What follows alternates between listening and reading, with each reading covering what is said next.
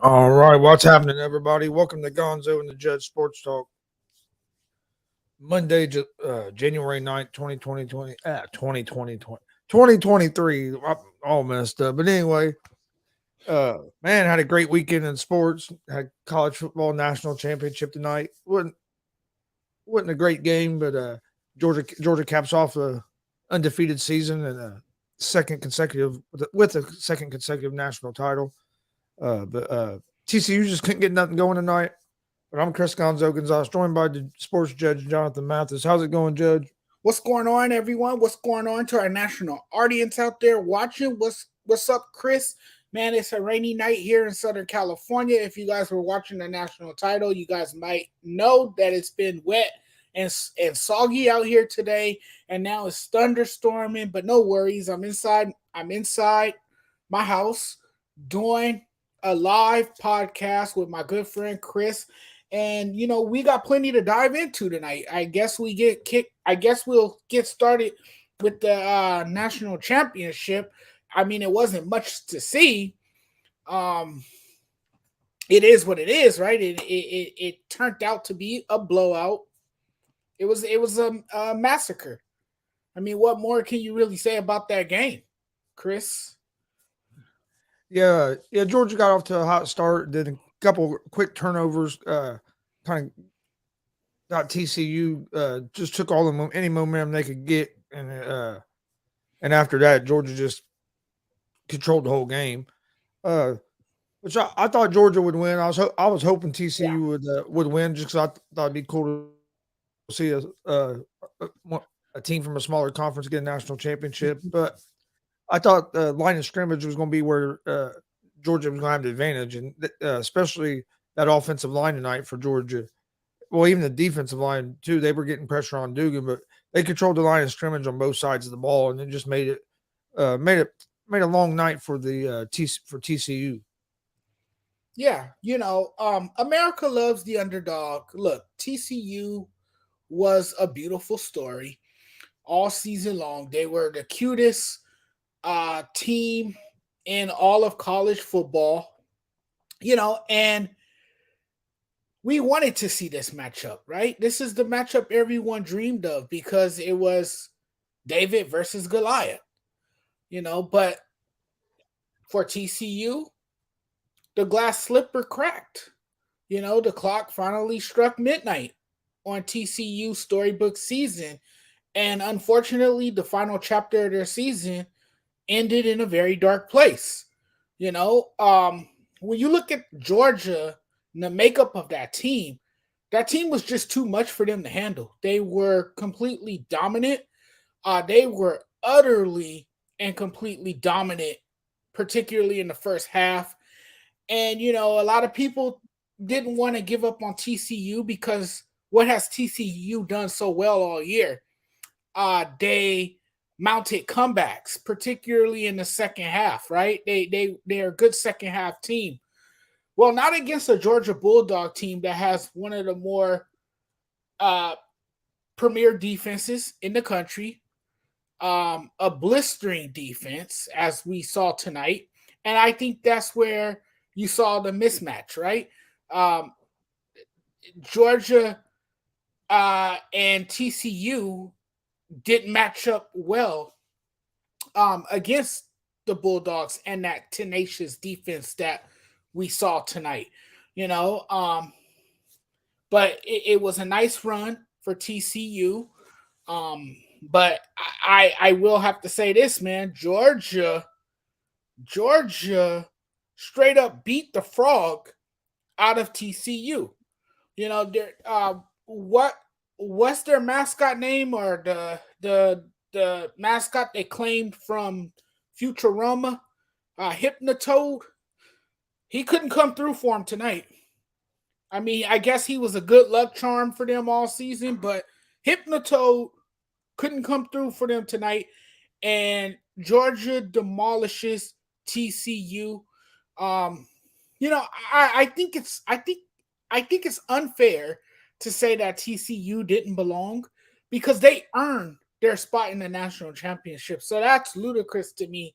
Anyone who's saying this team didn't belong, that's utter nonsense. They met a Georgia team that they had no chance in beating because Georgia was just that good of a team. They just were the more complete team. And we saw the physicality from Georgia. Kirby Smart talked about it before the game, how he wanted his team to be aggressive, and they were aggressive. They were aggressive and they were relentless on both sides of the ball. Oh, he put the subs in. The subs stayed aggressive, but still scored points. There in that second half. No, and the scary thing is, Georgia could have a chance to try to three-peat because this is a pretty young Georgia team. They lost a lot on defense last year. They had a lot of young guys coming on their defense, but you'll lose a quarterback. But if they can find a quarterback, I think they're going to be when you look at their schedule for next year, it's not a real tough schedule. I think they could have a chance to maybe be back and go for 3 in a row. Yeah, they could. I mean, this is the last one for Stinson Bennett, of course. He's leaving, but then you're gonna have a different quarterback, but you got a lot of the same players returning next season. So yeah, this Georgia team could very well be a championship contender next season. They could possibly run it back. And the Georgia Bulldogs will be looking to run it back. They have an exceptional program led by Kirby Smart. Kirby Smart is a defensive-minded coach. His team prides itself on defense. That's what they do best, right? They defend really well. But their offense was also clicking. You have an exceptional tight end. You have great quarterback play. The offense controlled the tempo of that game. They dominated the line of scrimmage. And TCU couldn't really get anything going, particularly on the offensive side of the ball. So yes, Georgia will be a contender next season. They will definitely be in conversation for the playoffs, and there's really no surprise with who's coaching the team and how the program is run. So I thought overall tonight, though, Georgia executed very well. They were able to convert on third downs, move the ball down the field, particularly through the air. Everything just went their way, and it was a lopsided victory for Georgia, of course, and it was just an ugly loss for TCU. Mind you, the 65-70 win over TCU tonight makes it the biggest blowout victory in NCAA football title game history. I just wanted to throw that out there. Um, it was ugly, but realistically, TCU never had a chance coming into this game. They didn't have a chance coming into this game. Um, I would have liked to see them pull off what would have been the biggest upset in college football. That's what everyone would have been talking about in the morning if TCU found a crazy way to finish the season out, and if they were able to pull off one of the more improbable victories that we would have witnessed of all time. But unfortunately, that doesn't happen. Um, TCU though, those guys have nothing to be, um, you know, ashamed about because they can hold their heads up high knowing they had a damn good season. Yeah, it just didn't end how they wanted to end. But I mean, Georgia, there was times in that first half, Georgia just they had TCU lost. They would go with that up tempo and come in that huddle quick, and TCU still was trying to get their defensive set, and Georgia snapping the ball. I mean, but yeah, Georgia came with a good game plan. They knew that the TCU linebackers were really going to be aggressive, so they used a lot of misdirection there early on them first two drives. And I mean, you would see it. The linebacker would follow the running back that way, and the play would go the other way, and it was just wide open. I mean, Bennett walked in for a touchdown. Georgia's running backs were getting big plays. I don't know what it ended at, but I know they're toward the end of the second half. Georgia was averaging 10 yards a play, and that's just crazy for a team to be averaging 10 yards a play in a national championship game. But yeah, Georgia came out a little nervous there in that first quarter, and then some turnovers, and it just after that they couldn't get no momentum going at all. But Yeah, but I mean Georgia proved why they've been the number one team most of the season, and why they should have been the number one team in the preseason instead of Alabama. Uh, but and I think Georgia's going to be right there again next year. It's just a lot of it's going to depend on the quarterback uh, play since Bennett's going to be gone. But I'll tell you what, that Bennett's awful damn good for as much hate as he gets. Where I mean, most people don't think he'll play in the NFL. He's not good enough. All this, and dude's a two-time national champion, going to be the two-time MVP of the national championship game, and he's been the most outstanding player in every college football playoff game he's played in. But he kind of goes under the radar. You don't hear a whole lot of. If you hear his name getting mentioned, it's usually people criticizing him and talking about what he can't do than it is if people talking about the success that he's had.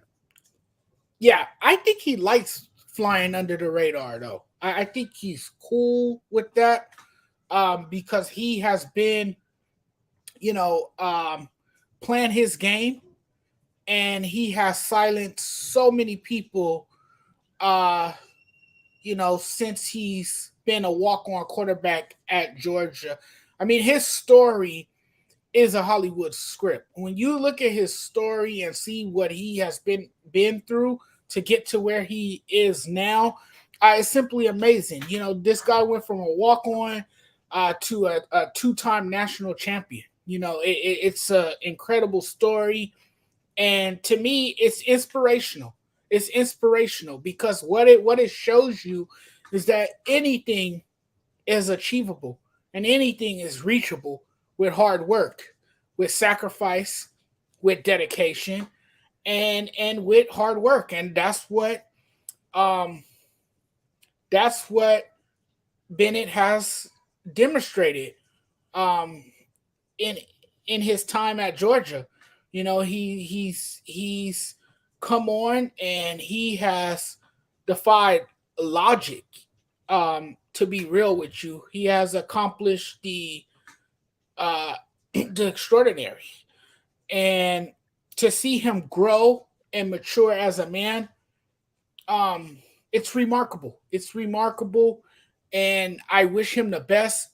Because so many people have have doubted him, but he has continued to, prove everyone wrong, and he has, made a name for himself, and he became a hero in Athens. I'm sure he never has to pay for another meal a day in his life. In Athens, Georgia, they love him out there. He's held as a hero in that community. They love him out there. He's probably the most popular name on campus. Once again tonight. So I mean, you can say whatever you want to say about him, but either way, I think he's gonna get drafted. I think he's gonna do well at the next level, and I think he's gonna continue to do what he does, and that is shut people up with his remarkable play and his intelligence as well, his intellect. I think Bennett will get drafted. Dad said, "Would you draft him in what round?" I think he might go maybe the fourth round, fourth, fifth round, somewhere around there. You might see a team maybe take a chance on him sooner than that. But I mean, hell, all you have to do is get in there. Like look at Brock Purdy; he was the last pick of the draft, and he got an opportunity, and look what he's been able to do. Uh, and I think if you put Bennett in a system like that, with a good coach that and you put weapons around him, I think he could be all right. So I think he'll get drafted. It just I think it'll be later in the draft, maybe fourth, fifth round. Oh yeah, he's definitely gonna get drafted, and I don't even think he's gonna be a Mister Irrelevant. Dustin says the only issue about him being drafted is age. He's almost 26. Yeah, Yeah, but with all the rules at quarterback now, where the quarterbacks don't get hit and stuff, uh, I don't know. To me, that shouldn't be as big a deal. I don't think. But yeah, I understand what you're saying though. But we've seen some guys come in the NFL that have been in their later 20s. That's came out of college. Nate says that he thinks he's one of the few that think Dugan should stay for another year. I think he's tough Um, mentally and physically. He's a tough kid. Nothing ever seems to rattle him, and I think I don't want to say the moment was too big for him tonight. I just think that TCU ran into a really good Georgia team and they met their match tonight. yeah, he didn't play a good game tonight. He No, he didn't. a couple picks that he just. But if you watched at the beginning of the season, he hadn't thrown very many picks. But over the last few games, he started turning the ball over.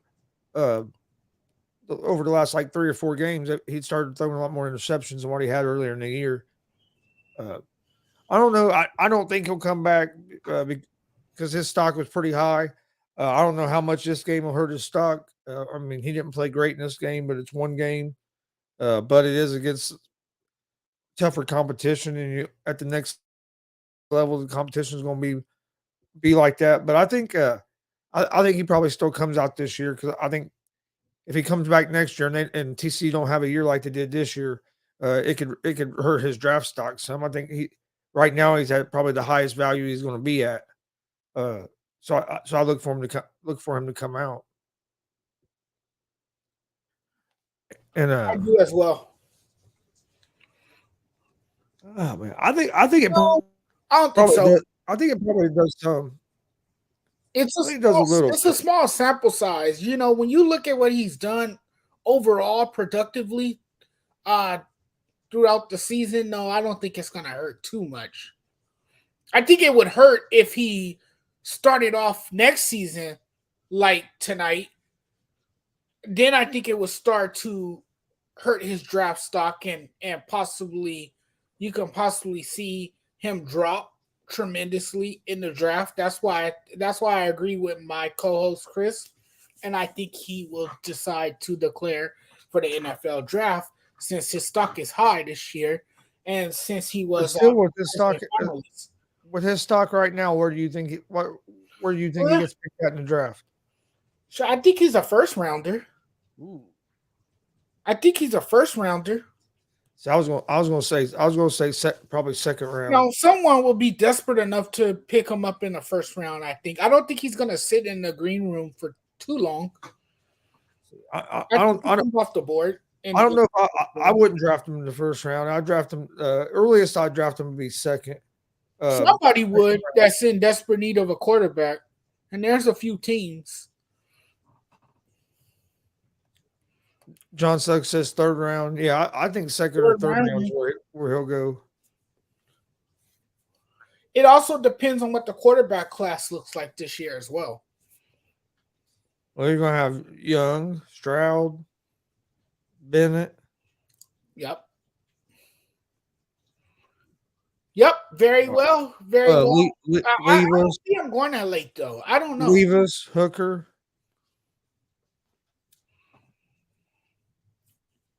That's a deep class. A little bit. Somewhat, right? I'm not real. I'm not real sold on it. I'm not. I'm not real high on any of them. Really. I'm not real sold on. Not as a friend. So Not as coming in and being a franchise quarterback. Not that they couldn't develop and be good, good NFL quarterbacks, but I don't know if they're like one of the transcendent type quarterbacks. I don't know if Ohio State's quarterback is a transcendent quarterback. I don't think he's polished enough to take it to the next level. That's just me. I could be wrong. You know, I think Bryce Young is more NFL ready than he is. And I think he's one of those players that can come into the league and make a serious impact on the team because he's mature. You know, he has the physical traits, he has the skill set, and he's a very poised athlete as well. So if you're looking at this year's quarterback class and if you want to pick a quarterback that you would go with, for me it would have to be Bryce Young.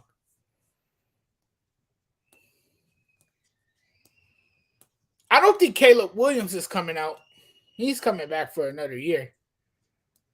Oh yeah. Well, he has to because you can't come out till your junior year. Right. Yeah, exactly. So he's definitely coming back. But next year he'll be probably the chosen one among the quarterbacks, depending on what the class look like and who plays well next season. Because some quarterback can come out of nowhere and that guy can, elevate his draft stock. And next thing you know, he's going before Caleb Williams. We've seen that happen before. Who needs a QB though? Houston Raiders, Colts, maybe Miami that would take a risk out of first rounder. Yeah, that's why I kind of think Houston definitely needs a quarterback. Miami, it seems like they always be, in search of a quarterback. Well, they're with two of his injuries is probably the main reason they are. Yeah, and there's so much uncertainty around his health and how he's gonna look in the upcoming years. So you might be thinking about a quarterback potentially.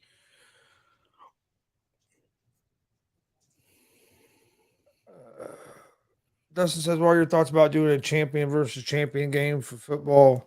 FBS winner Georgia versus FCS winners South Dakota State." What do you think? I mean, I wouldn't be against it, other than I just don't know if they will because now all this help, all the safety stuff, and adding more games. But I mean, I don't know.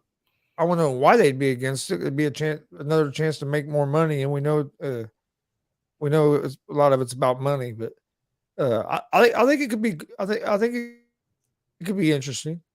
It could be interesting, and you're right. The NCAA is about money. It's a money-making business, just like anything else. The NFL is a business as well. So yeah, I don't see why the NCAA would rule against this. Um, but I don't see this happening anytime soon. Maybe down the road they may consider it, but not anytime soon. Yeah. I don't know. I mean, hell, they're going to 12 games in the football, but not just that ain't what's even crazy. What's crazy is they're talking about going to 90 teams in basketball for the March Madness. No, keep it as is. I don't want to see I don't want to see 90 teams. Uh, that's an enormous field. Keep it as is. What are you trying to do? Give everyone a chance? That kind of takes the fun out of the tournament, right? When you give more teams an opportunity. I know you want parity. I know you want a competitive tournament. I know you want to level the playing field, but I think 60 plus teams is more than enough teams. You got the first four now.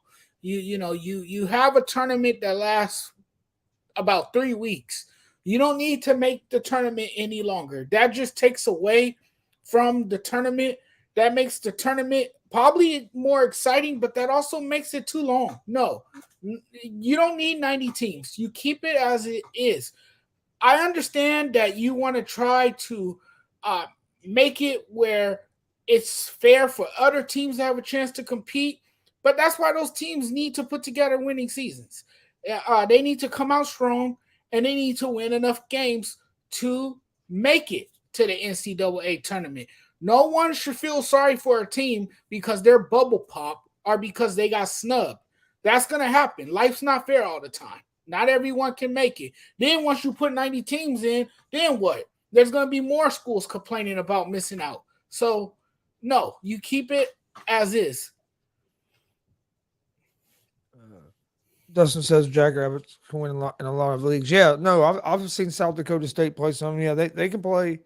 That's why I said I wouldn't be against. I think that you could end up with some interesting matchups. Um, John says they want to get rid of the NIT. I mean, that's fine if you want to get rid of the NIT, but if you want to add, what is it, 68 get in now? If you wanted to add four more, make it 72, I mean, I wouldn't be against that, but I think you start putting 90 teams in, I think you're just getting too many. Yeah, but if they do something like that, it's of course a money grab for sure.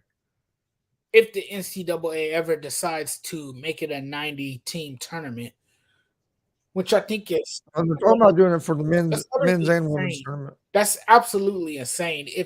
If they even if they even deliberate about that, that's like no, keep it as is. Some things don't need to be messed with. If it's not broken, don't fix it. No, leave it as is. I like it the way it is now. Yeah, like I said, you have the first four. You have more than enough schools competing in March Madness. To me, Yep. it's already one of the most exciting tournaments in sports, if not the most exciting. You always see a team that just comes out of nowhere, like a George Mason or St. Peter's, a team that just surprised the entire world, like shocked the hell out of everybody. We always see those sleepers. We always see those creepers. We always, by the end of the first weekend, our brackets are usually busted. Every time I fill out a bracket, man, a team lets me down. In the first round, in the first hour of the tournament.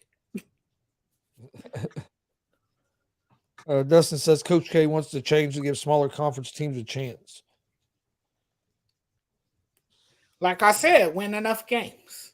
Win enough games. Make yourself more appealing by winning more games. It's that simple. Again, no one's going to feel sorry for you. You have to win ball games to be able to dance in March. Well, then today we saw kind of switch over to some NFL. Arizona Cardinals fire Cliff Kingsbury.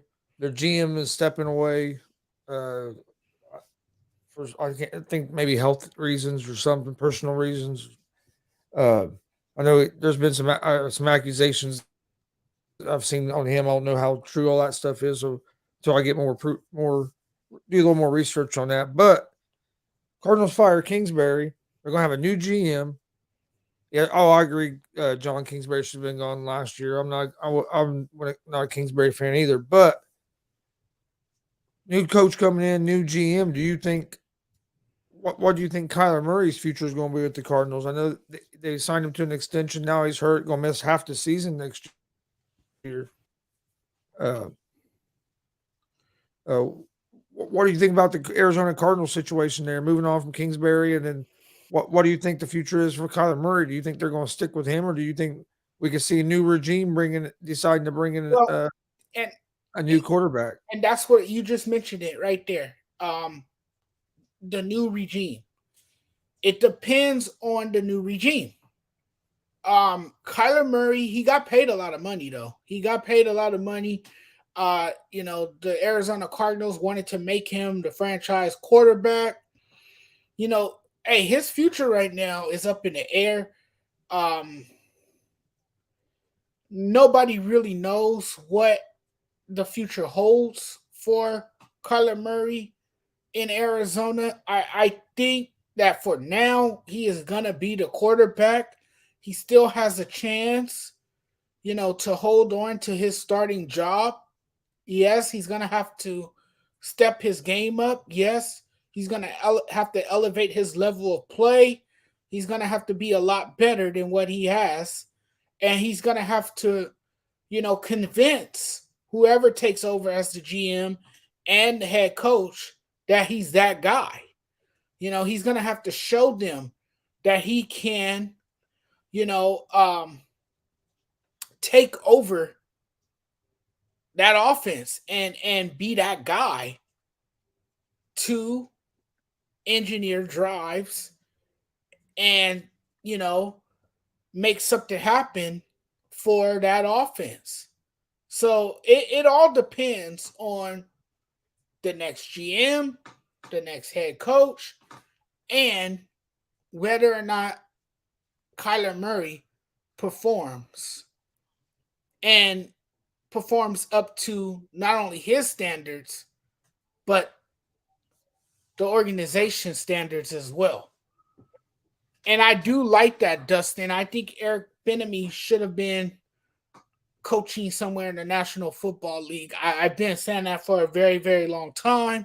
He has been a top candidate for a number of NFL teams.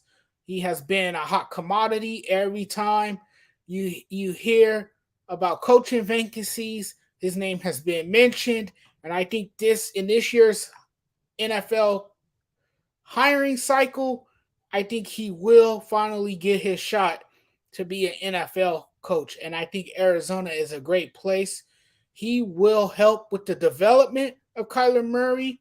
I think he will help with the nourishment of the young quarterback.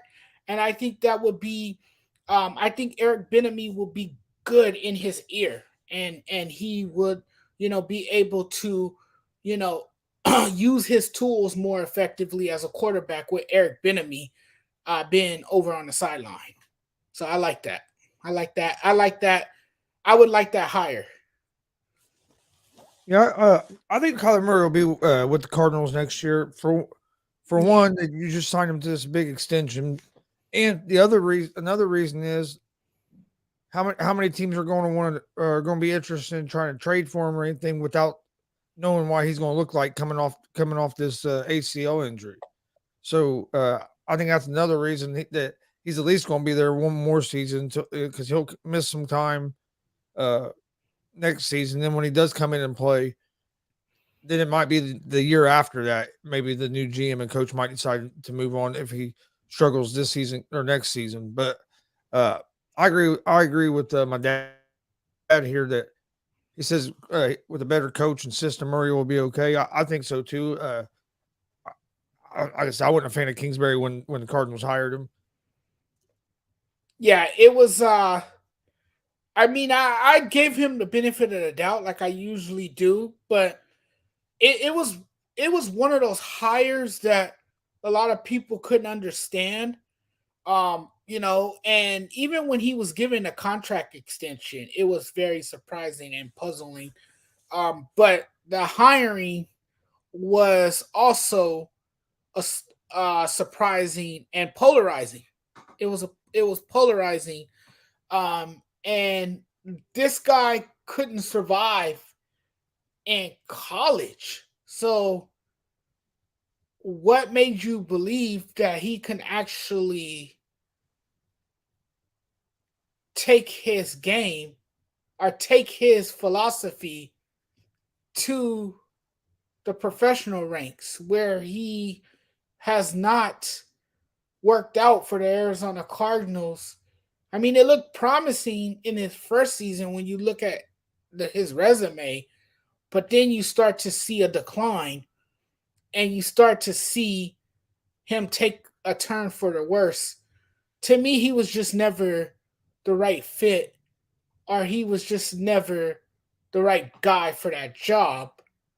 And you know, he was often criticized for his schemes and you know for his you know inability to coach an offense that had a ton of weapons, and he didn't use those weapons that was at his disposal like he should have. And he had the opportunity to um rip an offense into shape and just couldn't do that.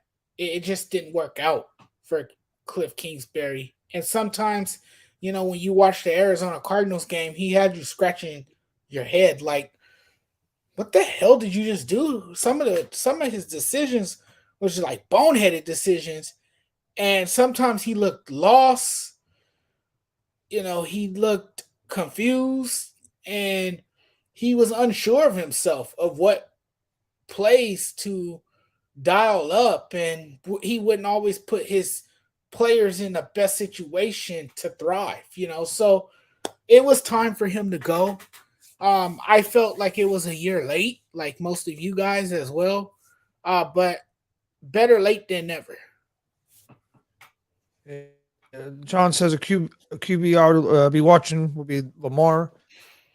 And do we believe Derek Carr will go to the Jets or maybe Panthers?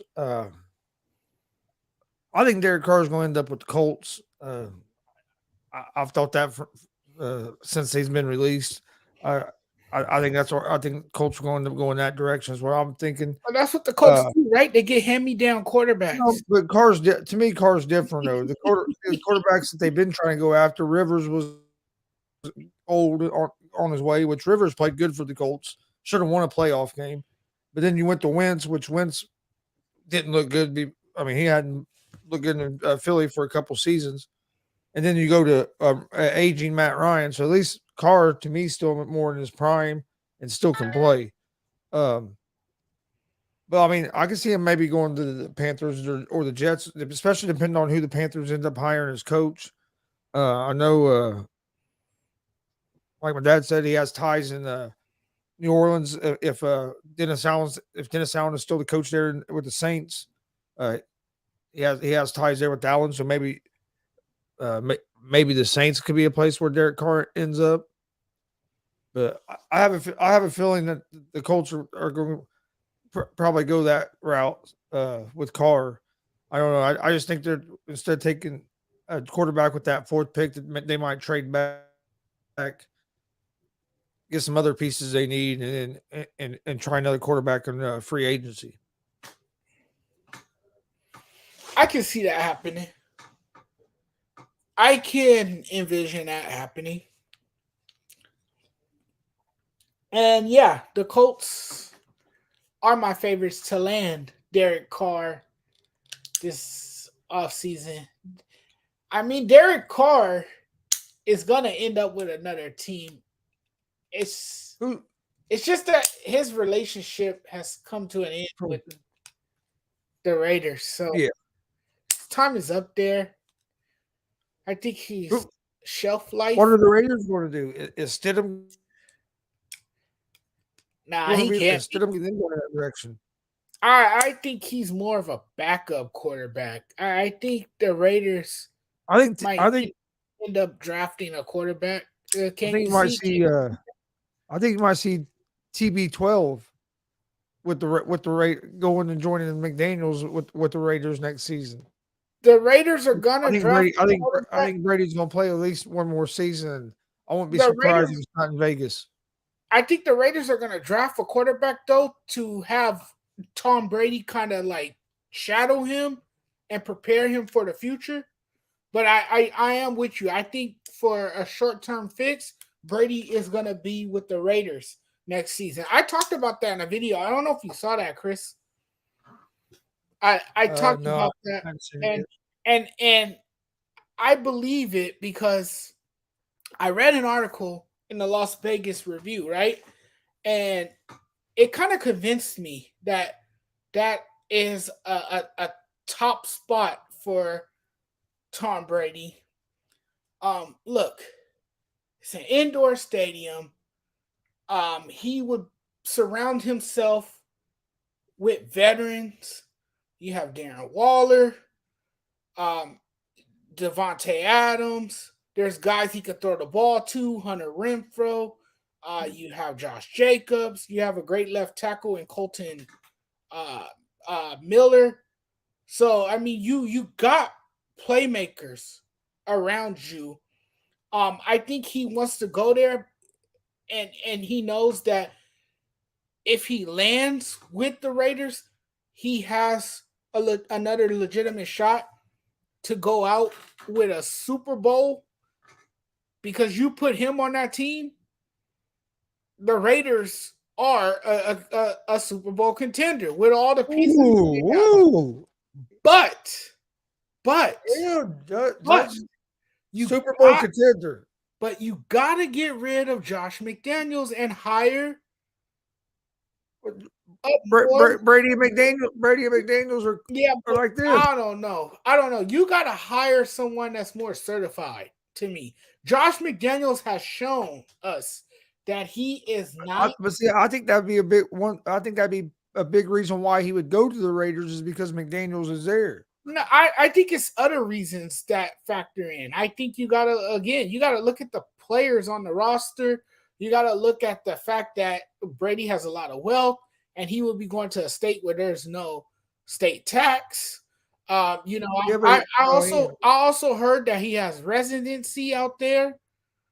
So there's a lot of things that factor into why he would become a Raider. But I do think that the Raiders are going to go after him hard this offseason. I do think they're going to do everything they can to, make it happen and, sign him to a short-term deal in what can be his final year in the NFL. But the Raiders are still going to draft a quarterback too. They're going to kind of do what the Packers did a few years back when they drafted Jordan Love.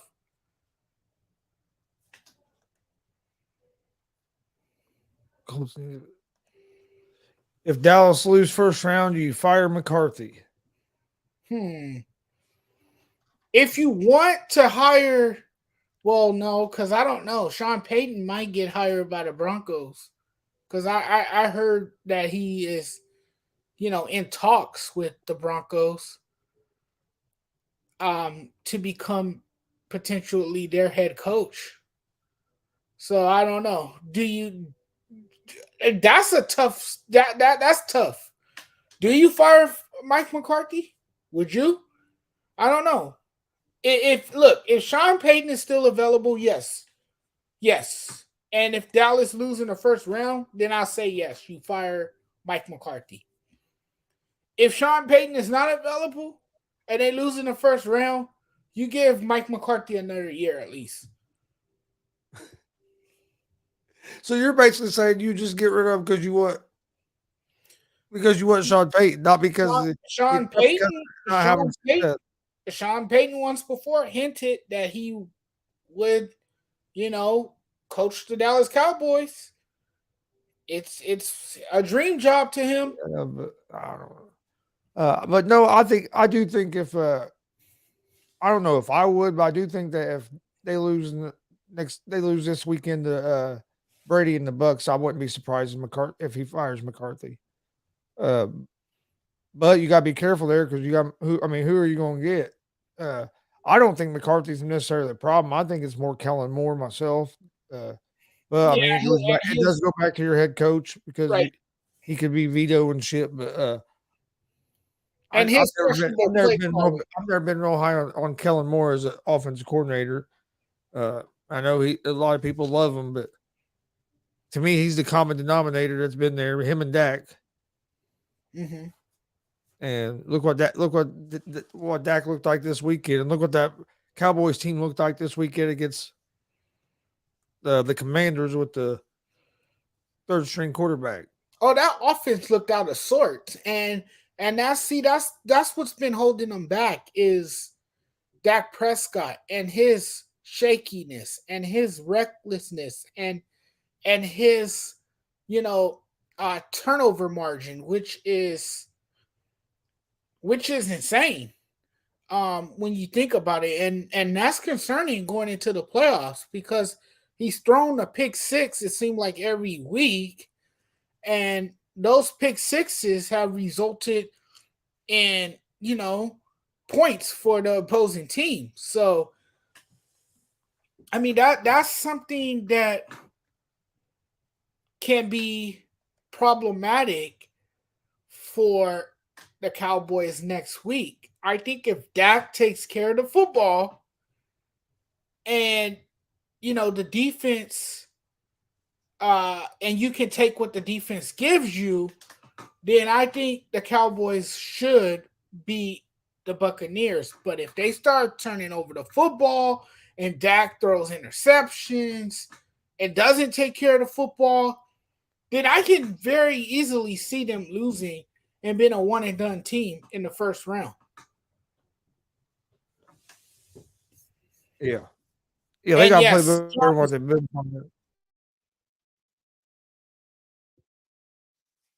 Yeah, and Broncos yes, think about John is hiring. John is right. John is right. I have read that today as well. Broncos are talking about hiring Dan Quinn. So Dan Quinn might, be out of the door in Dallas as well. He's been a damn good defensive coordinator. Uh, me and Dad talked about this earlier on our Easy Money and Sports Betting show. But Dustin says, "Can we give a shout to Mike Tomlin with the win yesterday? He's coached 14 years and has 0 losing seasons." Dustin says, "Most underrated and underappreciated coach, one of the most out there." No, we were talking earlier. Tom has done a great job there. He's one of the better coaches in the league, and I don't think he's underrated or underappreciated like in the league and by the like players and everything. I think everybody respects him and knows what kind of coach he is. I do think maybe fan wise, some fans don't think of him as one of the best coaches. Like when you think of a Belichick or somebody like that. And but yeah, he's been one man. He's been one of the better best coaches in the league since he came into the league. So I'm a big Mike Tomlin fan. I am too. I love to listen to him talk during his press conferences because he says things that you know is he says things that is thought provoking, and you can see how he talks to his players and how he has that connection with his players and how he expects the most out of his players. And he sets a certain standard for his players, and the bar is always high for his players. And I think he's well respected in the locker room. He's liked among his peers, and Mike Tomlin is just a great guy. He's just a great guy. Has a great understanding for the game of football, um, and he's done a great job in Pittsburgh, and he has held it down for this long. Uh, Simply incredible what he has been able to do during his time there, and he's one of the longest tenured coaches in the NFL as well. So, yeah, I like Mike Tomlin. I think people do respect him. I think people do acknowledge um, his greatness and his savviness and his expertise for the game of football. That homie says, Jonathan, what do you think Sean McVay will decide to do? You're the Rams fan. Do you think McVay's coming back? I know a lot of things I hear that he's probably going to take a year or two off. But I also heard that he was going to do that whenever Stafford and Donald was done. Stafford's already said he's coming back, so it's going to be interesting. But what do you, being the Rams fan around here, what do you think of the Sean McVay situation? I think Sean McVay comes back for one more year. I think he comes back for one more year, and I think he steps away from the game. I think you could see him in the broadcast booth because he has the knowledge and he has a great understanding for the game as well. And he um, talks really well. So I think we'll see him in the broadcast booth after this season. After next season, I think he comes back for one more year, and we'll go from there. But I think he will be coaching the Rams next season. Okay, yeah, I kind of think he'll come back, probably come back for one more year, but then I do see him leaving because I know uh, there's been a lot of talk about him going and join Amazon with their Prime, Amazon Prime with their coverage of football and everything. So, and I know that and you can make a lot of money doing that. And, uh, not as intensive a schedule as either. But I look. I think he might go with the TV for a little bit, and I can see him getting back into coaching at some point. Oh yeah, and I would love his analysis because uh the guy, man, when you listen to him talk, it's brilliant. He could put together a great conversation and he verbalizes things really well and he goes into detail when he explains things during his press conference. So I would like him in the broadcast booth. I think he would be excellent working with the Amazon Prime team, and I would enjoy that. I would really enjoy that. And I can see him doing that down the road because he definitely has the ability to be a great analyst, a great TV analyst, and he will do really well at it.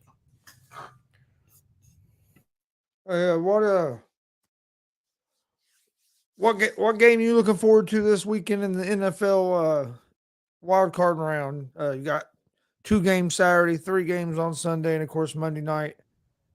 Which I wish they'd have done three on Saturday, three on Sunday instead of doing a Monday night game. But you got the Cowboys and the Bucks on Monday night, two games Saturday. I'm Uh, looking forward to that one. I would like, Cowboys and Bucks. yeah, I would like to see if Dak Prescott can handle uh, the pressure, if he can take care of the football, not make any mistakes.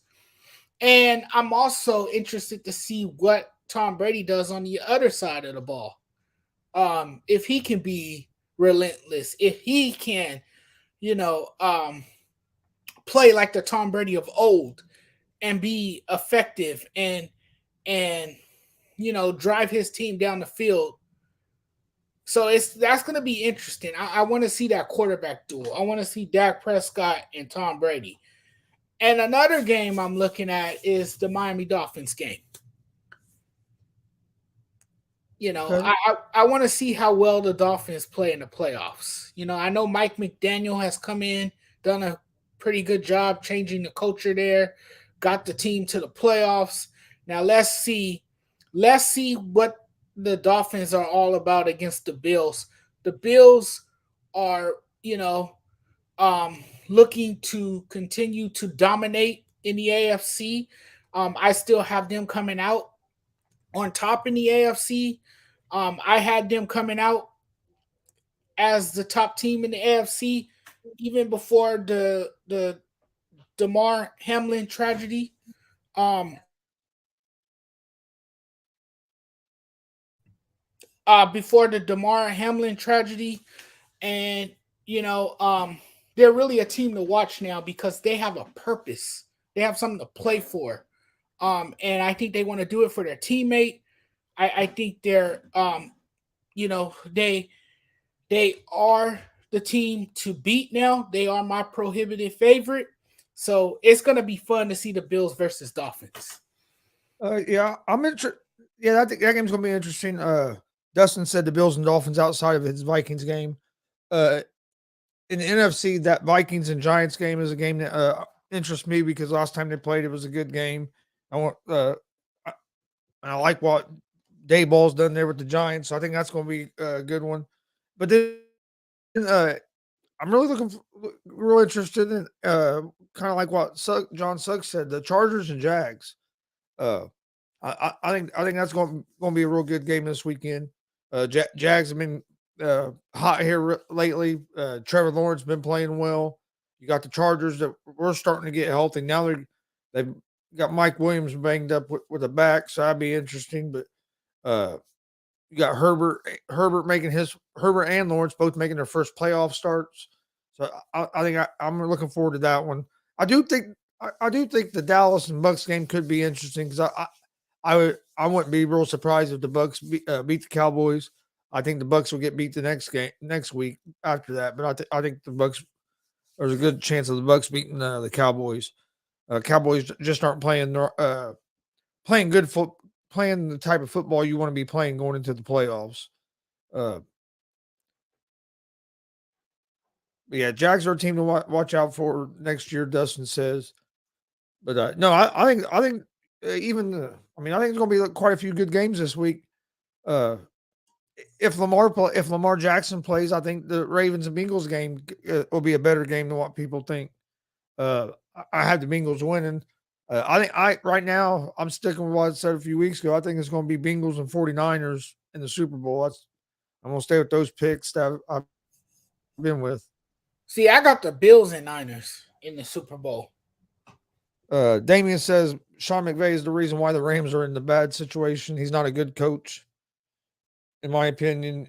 Yeah, I know he won a Super Bowl, but he almost ruined golf career. And look at golf now. He's playing better without him. That don't mean anything.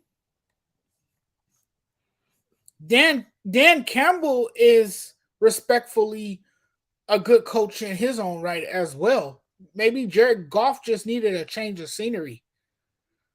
You know, maybe that what was working for him at first didn't work for him anymore with the Rams. I mean, you got to remember Todd Gurley was his security blanket, and the Rams used to run the football consistently well when Todd Gurley was the starting running back, and that allowed the Rams to run more play action plays through Jared Goff and that high powered offense. It was a different time then, you know. So I mean, you can't blame Sean McVay for Jared Goff's drop off in production. No, I don't think you can blame McVay for. Well,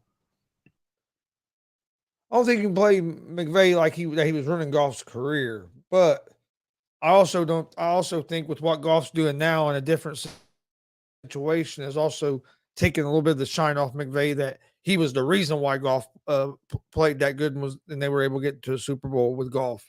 Like because everybody would talk like Golf was limited and he was the problem. Well, you bring in Stafford, you get the Super Bowl after you didn't get one with Golf. But look how Golf is playing now. So uh, I would say maybe he shouldn't get as much credit for that he was able to get Golf to play his best because Golf is doing the same thing, is playing probably better with a different coach. But I don't think it says that uh, McVay's not a good head coach because yeah, I think McVay's a good coach. Um, yeah, Dustin, I agree. Not as good Dallas, as Kyle Shanahan, Dallas though. Tampa, and I mean they showed they could play Philly, but they have to play better than what they've been playing the last few weeks. Dallas Prescott's has quit the throwing easiest interceptions. road. That defense going to step up and play. Dallas has the easiest road, but if you keep turning over the football, you're not going to win a playoff game. I'm sorry, it doesn't work like that. The other team's going to capitalize on your mistakes. They're going to find a way to score, and they're going to be moving on, not you. Yeah, the Jags beat Chargers earlier in the year, 38-10. And yeah, but I think this will be a closer game for one. That was the game where, if I remember correctly, where Herbert tried to play right after he got that rib injury, and I think that was right like the next game, and that was when he was struggling with that a little bit. And that was Chargers didn't have Keenan Allen. Then Chargers are a little bit healthier now. Not saying that the Jags can't beat them because I'm probably leaning toward the Jags because I think mainly because of coaching. I think Peterson's a bit. The Peter, I trust Jags have Peterson more with the game. surprised I, a I lot of I trust Doug Peterson more with the game on the line than I do Brandon Staley. people. That part right there. I do too. And I just talked about Doug Peterson the other day too. I think that he is uh the coach of the year. He's made a strong case for the coach of the year. Um, you gotta like what Doug Peterson has done in such a short time with the Jacksonville Jaguars. He has engineered a complete turnaround. And this is a team a year ago that was dealing with Urban Meyer's toxicity, and look at where they are now. Doug Peterson is a better coach than a lot of people thought he was. I know a lot of people felt this was a polarizing hire too, when he first got the coaching Oh, so job. no, so I loved this hire when they hired him. I thought it was a Yeah, great because Doug hire. Peterson's a great coach, and people don't acknowledge it, but he's innovative. He's gutsy, and he has a damn good game plan. And people forget too, he's won a Super Bowl with the Philadelphia Eagles Yeah. with the help of a backup quarterback, Nick Foles. So I mean, this guy is legendary for dialing up the Philly special. People forget that too.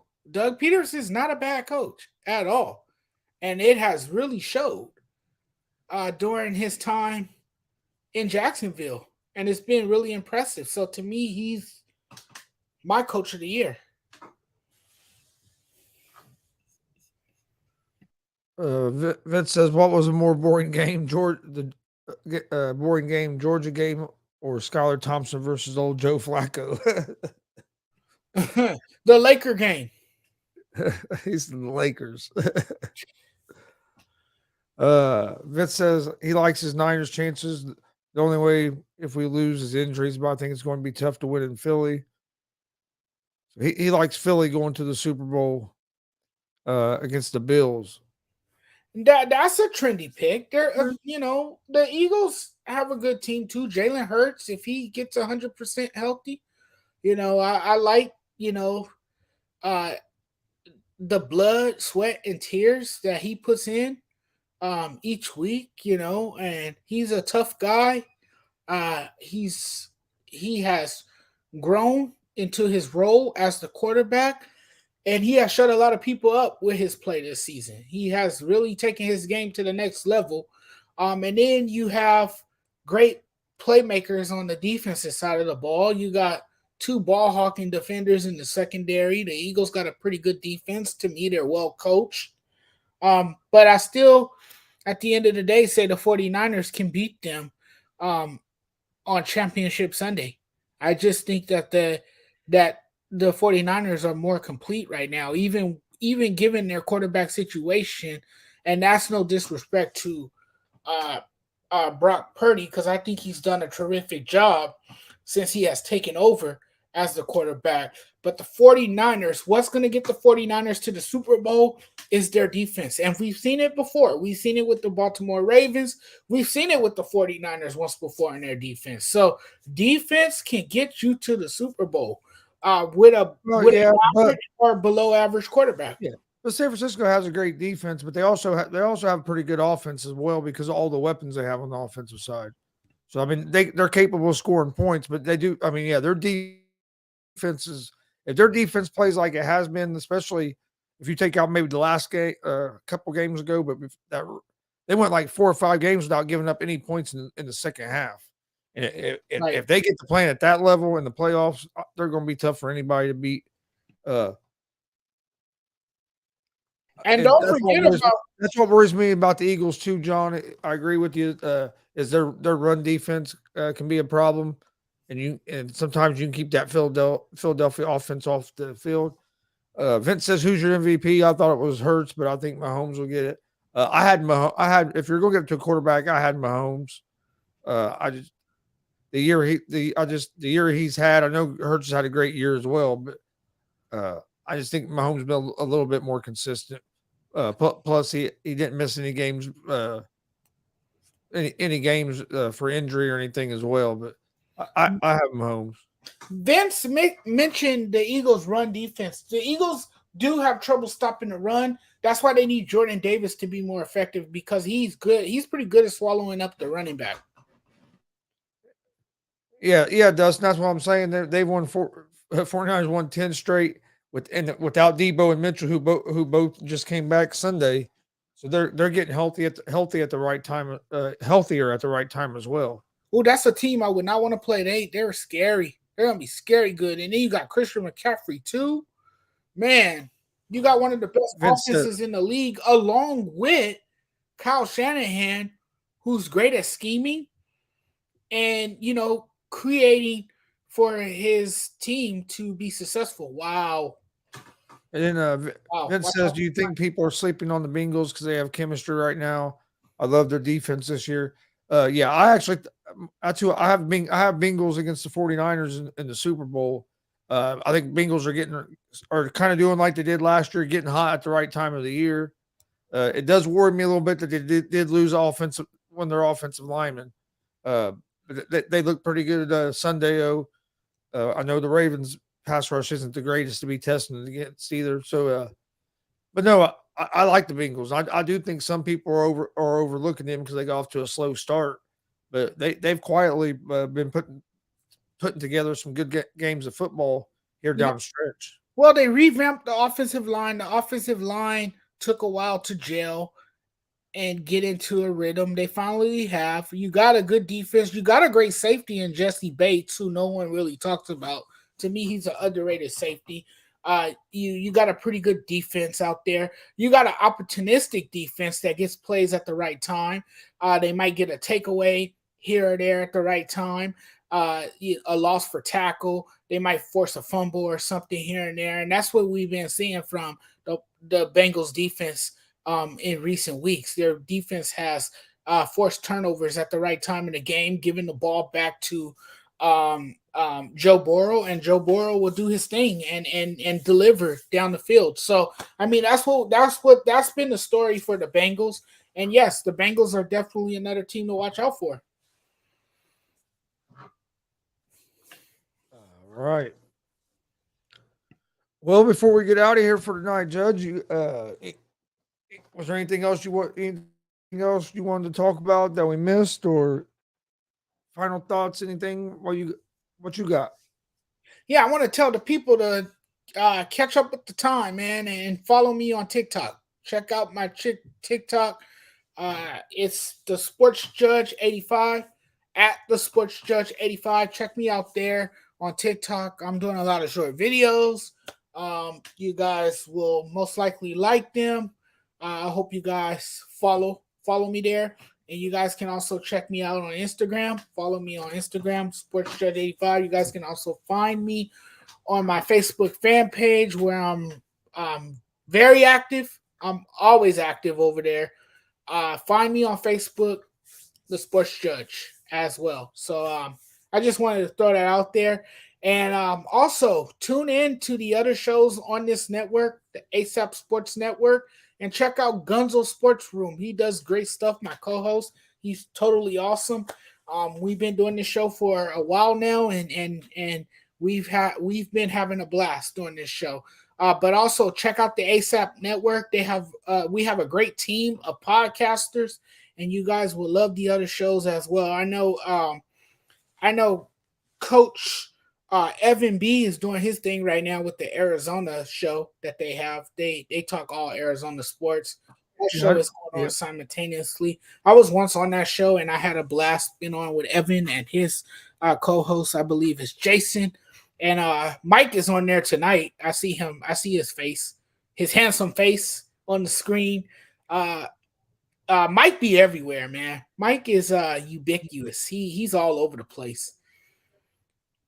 yeah.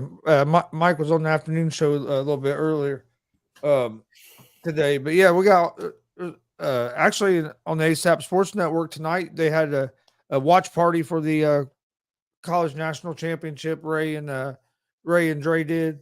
They done a pregame show as well. So yeah, check out the ASAP Sports Network. Hit that subscribe button on YouTube at Gonzo Sports Room. Also at the Sports Judge at the ASAP Sports Network. We'd all appreciate it. Like and follow us on Facebook, Twitter, Instagram, Twitch.